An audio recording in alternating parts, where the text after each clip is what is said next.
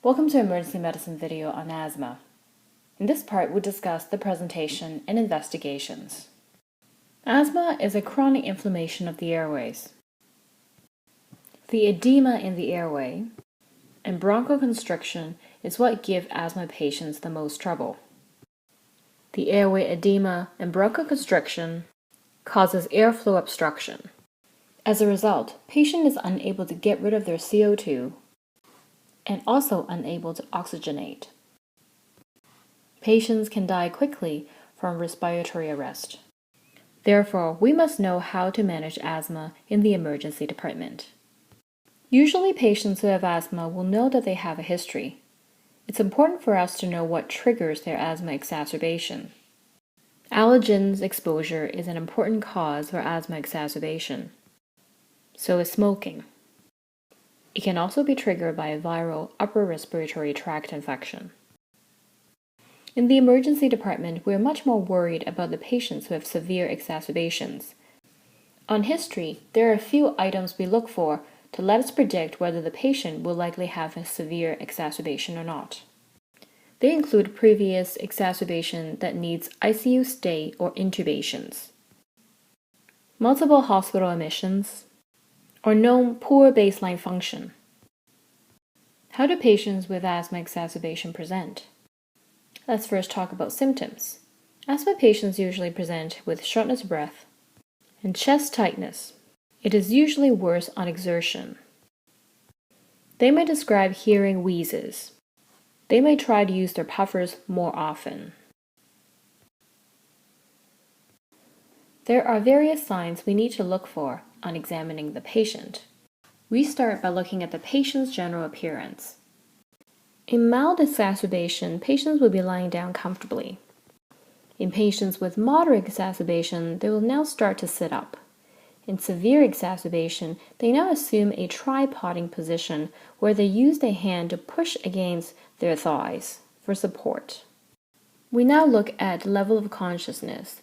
In mild exacerbation and moderate exacerbation, their level of consciousness should be normal.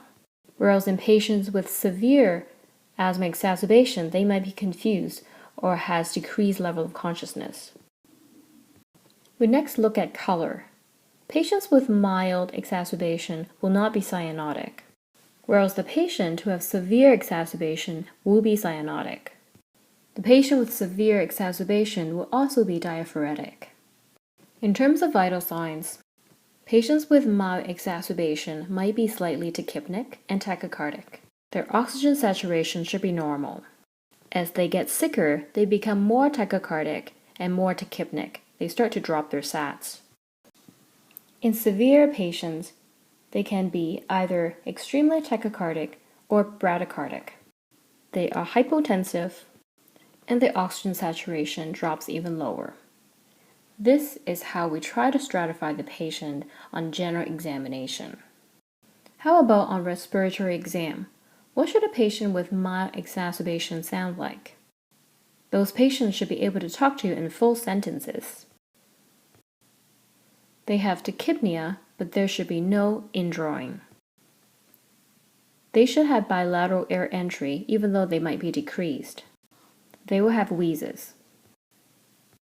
In patients with moderate exacerbation, they now have 3 to 4 word dyspnea. They might have indrawing. They can be seen in the intercostal area and the supraclavicular area. They may also have a tracheal tug. They have loud wheezes and decreased air entry. In severe asthma, patient may only be able to say one word at a time.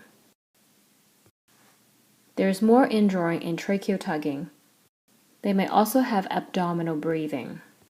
On auscultation, you might hear a very quiet chest with little air entry and no wheezes, since there is no air going through the airway to produce the wheezes. Let's move on to investigations. Chest X-ray should be done in patients that we suspect of a pneumonia. In patients who have a good history of a trigger by an allergen or a viral URTI, the chest X-ray is not necessary. The chest X-ray will be helpful in patients if we were suspecting other conditions such as pneumothorax or pneumomediastinum. Blood work has no role in the patient with a routine exacerbation. EKG can be done in patients if you are suspecting of any myocardial ischemia. One specific investigation we do in patients with asthma is an FEV1. An FEV1 is a bedside test that can only be done in alert patients. It measures the patient's forced expiratory volume in 1 second. What do we do with this information? Based on patients' age, size, and gender, we can look up on a table to see what their expected FEV1 should be. We then compare it as a percentage with the patient's measured FEV1. We use that percentage to risk stratify patients. Patients with a mild exacerbation will have 50 to 70% of their expected FEV1. In patients with moderate exacerbation, that number is about 25 to 50%. And in severe exacerbation, the FEV1 is less than 25% of the expected.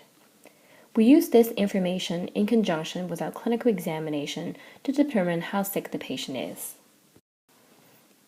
In summary, we discussed the presentation of patients with asthma. We discussed different ways to decide on whether the patient is having a mild, moderate, or severe exacerbations. They include general appearances, respiratory exam, and FEV1 measurements. In the next segment, we will discuss the treatment for patients with asthma exacerbation. We hope you find this useful. Thank you for watching.